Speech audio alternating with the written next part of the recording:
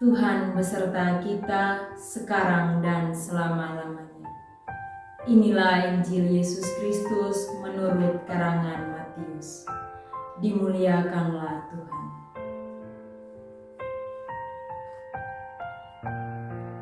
Maka Yesus dibawa oleh Roh ke padang gurun untuk dicobai iblis.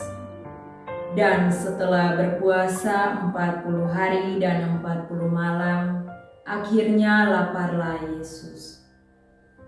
Lalu datanglah si pencoba itu dan berkata kepadanya, "Jika engkau anak Allah, perintahkanlah supaya batu-batu ini menjadi roti." Tetapi Yesus menjawab, "Ada tertulis, manusia hidup bukan dari roti saja, tetapi dari setiap firman yang keluar dari mulut Allah."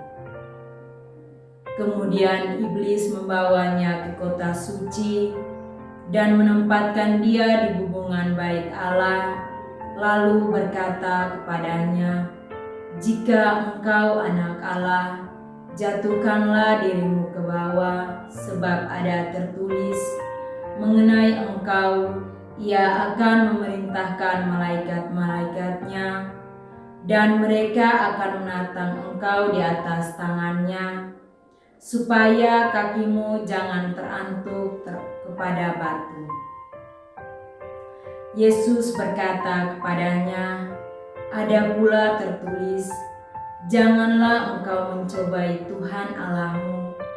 Dan iblis membawanya pula ke atas gunung yang sangat tinggi dan memperlihatkan kepadanya semua kerajaan dunia dengan kemegahannya, dan berkata kepadanya, "Semua itu akan kuberikan kepadamu jika engkau sujud menyembah Aku."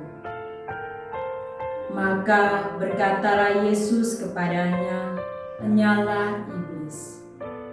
Sebab ada tertulis, engkau harus menyembah Tuhan Allahmu, dan hanya kepada Dia sajalah engkau berbakti." Lalu iblis meninggalkan dia, dan lihatlah, malaikat-malaikat datang melayani Yesus. Demikianlah sabda Tuhan. Terpujilah Kristus. Pencobaan. Saudara-saudari terkasih dalam Kristus, pencobaan itu adalah proses, cara perbuatan mencoba. Sedangkan dalam Alkitab, pencobaan berarti ujian, godaan, bujukan untuk melakukan dosa. Ujian berasal dari Tuhan untuk memurnikan iman seseorang, sedangkan godaan atau bujukan bisa berasal dari luar diri manusia, yaitu iblis atau setan, dan dapat juga berasal dari dalam diri manusia itu sendiri, berupa keinginan daging. Dari kisah di padang gurun, Yesus dicobai untuk memakai kuasanya bagi kepentingan diri sendiri. Dalam diri kita juga muncul godaan yang sama, yakni memakai kemampuan dan karunia yang dianugerahkan Tuhan hanya untuk kepentingan diri sendiri. Dari kisah ini dapat kita lihat dalam dunia politik di masa sekarang ini, banyak orang menggunakan berbagai cara haram, diantaranya penipuan, manipulasi, kekerasan, suap, provokasi, hoaks, dan juga saling menjatuhkan hanya untuk meraih kekuasaan dan kesuksesan akan suatu jabatan.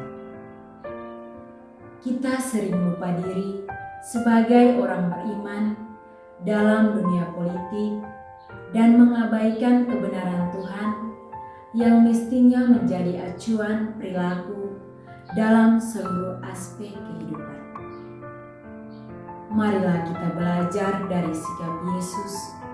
Berdasarkan bacaan hari ini, kita diajak untuk memelihara iman dan kepercayaan kepada Allah dengan komitmen penuh pantang mundur apapun tantangannya. Taat pada Allah dan bukan taat pada keinginan perut dan dada. Taat pada Allah berarti mau mendengar suara Tuhan dan kehendaknya dan mau mengikutinya. Ini berarti tidak akan terpengaruh atau tergoda akan hal-hal yang bertentangan dengan kehendak Allah. Hidup yang tidak teruji adalah hidup yang tak bernilai.